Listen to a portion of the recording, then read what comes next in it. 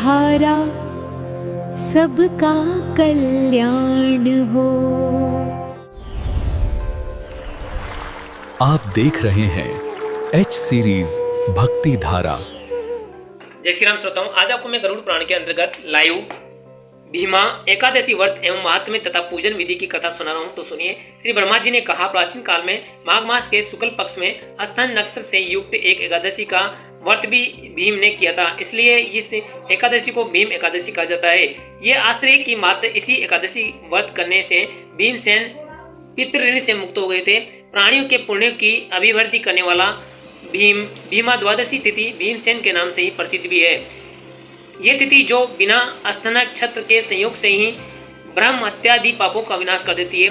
ये द्वादशी तिथि तथा महापापों को तो वैसे ही नष्ट कर देती है, जैसे कुमारगामी राजा से राज्य, कुपुत्र से कुल, दुष्ट पत्नी से पति, अधर्म से धर्म और कुमंत्री से राजा, अज्ञान से ज्ञान और असोच से सोच, अश्रद्धा से श्रद्धा, असत्य से सत्य, उष्णता से शीतलता और अनाचार से संपत्ति, कहने मात्र से दान, विस्मय करने से तप, अशिक्षा से पुत्र, दूर चले जाने से गो, क्रोध से शांति, नहीं बढ़ने से धन, ज्ञान से अविद्या एवं निष्कामता से फल विनिष्ट हो जाते हैं। उसी प्रकार पापनाश के लिए द्वादशी तिथि शुभ कही गई है।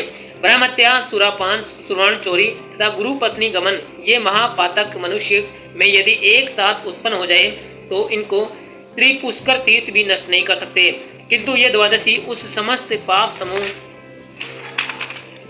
को नष्ट कर देती है। नेमी क्षेत्र, कुरुक्षेत्र, प्रवास क्षेत्र, कालिंदी, यमुना, गंगा तथा सभी तीर्थ भी एकादशी के समान नहीं है, क्यों कोई भी दान, जप, होम या अन्य पुण्य इसके तुल्य नहीं है।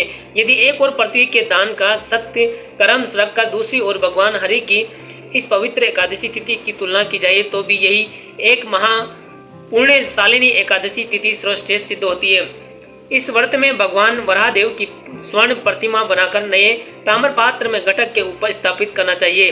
तदंतर ब्राह्मण जन समस्त विश्व के बीजभूत विष्णुदेव की उस प्रतिमा को श्वेत वस्त्र से आच्छादित कर स्वर्ण निर्मित दीपादि उपचारों से प्रयत्न पूर्वक उनकी पूजा करें।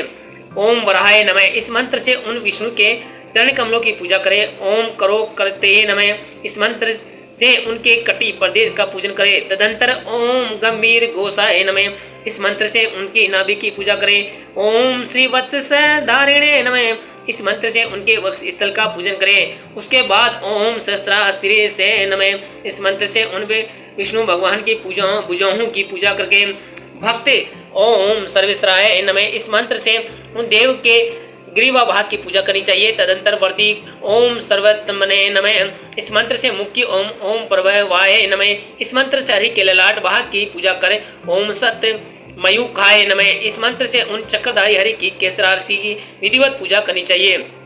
इस प्रकार भगवान विष्णु की विधिवत पूजा को समाप्त कर वर्ती रात्रि में जागरण करते हुए भगवान हरि के महात्म्य को प्रतिपादित करने वाले पुराण की कथा का स्मरण करें। तदंतर प्रातःकाल स्वर्ण निर्मित वराह सहित सपरिवार भगवान की उस मूर्ति को अपेक्षा रखने वाले ब्राह्मण को दे करके पारण करें।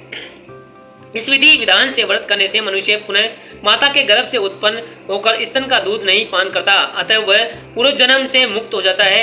इस पुण्यशालिनी एकादशी व्रत करने से प्राणी को पितृ, गुरु एवं देव इन तीनों ऋणों से मुक्ति हो जाती है।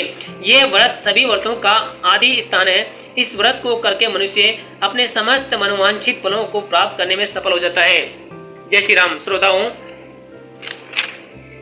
भीमा एकादशी व्रत एवं महात्म्य तथा पूजन विधि की यह कथा आपको कैसी लगी, कृपया कमेंट करके जरूर बताएं और ऐसी कथा सुनने के लिए हमारे चैनल एच सीरीज भक्ति धारा को सब्सक्राइब करें। जय श्री राम। एच सीरीज भक्ति धारा को सब्सक्राइब करें।